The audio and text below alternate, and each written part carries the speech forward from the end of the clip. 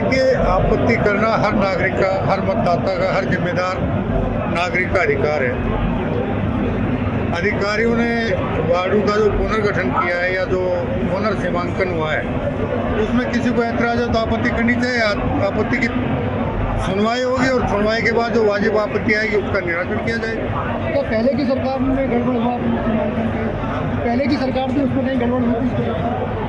अब बहुत कुछ हुआ, आप सबके संज्ञान में है, लेकिन अब कोई गड़बड़ नहीं होगी। कई ऐसे ग्रामीण इलाके हैं जो पहले से ही नगर निकायों में थे, लेकिन अभी तक वहाँ तक विकास नहीं पहुँचा, और भी कई ग्रामीण इलाके उसमें शामिल हो रहे हैं। तो देखिए, नगर पालिकाओं का जो विस्तार हो रहा है और उसमें जो नया क्षेत्र आ रहा है, हम ये सुनिश्चित करेंगे कि आने वाले समय में आबादी के अनुपात में हर वार्ड में विकास के काम हों।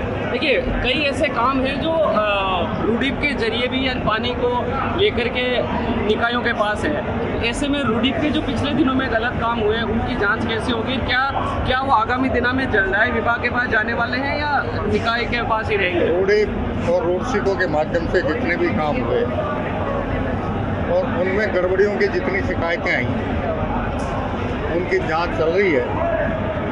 जांच रिपोर्ट आने के बाद आगे की कार्रवाई संपन्न होगी और उसमें जो भी दोषी निकलेगा उसके खिलाफ कार्रवाई होगी।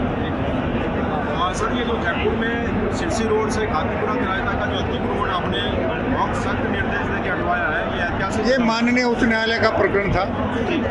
अब जो वहाँ के बासिंदे अपनी पीड़ा लेके गए हैं, स्थानीय विधायक गोपाल शर्मा जी आपके पास गए हैं, तो इसमें क्या बिल्कुल आए थे, लेकिन माननीय राजस्थान उच्च न्यायालय का जो निर्णय था उसके मुताबिक कार्रवाई हुई है, और अगर उसमें कोई गलत किसी के साथ कार्रवाई हो गई तो उसकी सुनवाई होकर उसको राहत भी देंगे। आपने कहा गुजरात की सरदार सरोवर परियोजना पूर्ण होने के बाद गुजरात अपना हिस्सा छोड़ेगा माही परियोजना में, इस तरह के प्रयास में किस तरह का कब तक हो जाएगा? देखिए, जिस समय माही बांध का निर्माण हुआ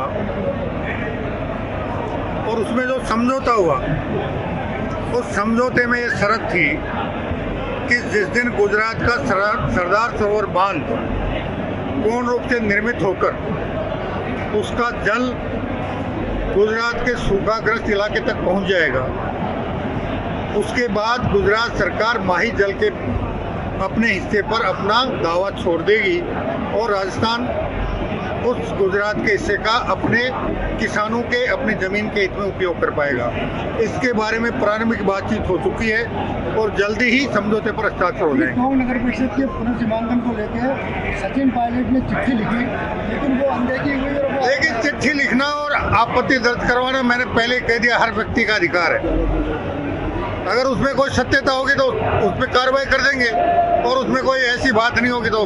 देखिए, आज पूर्व सीएम अशोक गहलोत ने कहा है कि गांधी आहूजा जो बोलते हैं वो सब भाजपा बुलवाती है राजनीति है। देखिए, ये 2 दिन पहले भी मेरे सामने प्रश्न आया था और 2 दिन पहले भी मैंने पत्रकारों को जवाब दिया था। उस दिन मेरे को पूरा संज्ञान में उनका बयान नहीं था क्योंकि मैं लगातार 3 दिन से बाहर था, लेकिन अब मेरे मामला पूरा संज्ञान में है और मेरा बहुत स्पष्ट मत है कि जो सार्वजनिक जीवन में रहते हैं उन्हें अपनी वाणी पे संयम रखना चाहिए और अपने मुंह से ऐसी कोई बात नहीं करनी चाहिए जिससे किसी सामने वाले को तकलीफ हो।